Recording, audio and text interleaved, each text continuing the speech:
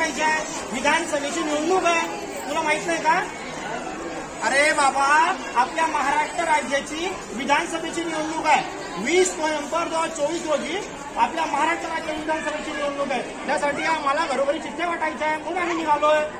कुठलं मतदान, कसलं मतदान सर?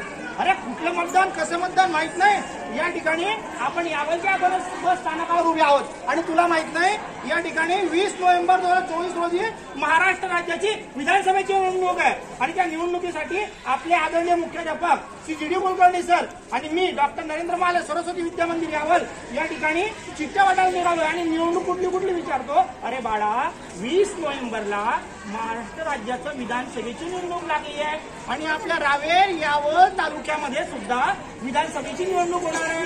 बरोबर आहे. आपला जो विधानसभेचा मतदारसंघ आहे तो या ठिकाणी रावेरचा विधानसभा मतदारसंघ आहे आणि या मतदारसंघामध्ये आपल्याला 20 नोव्हेंबर 2024 रोजी मतदान करायचंय. मतदान सर्वश्रेष्ठ दान आहे.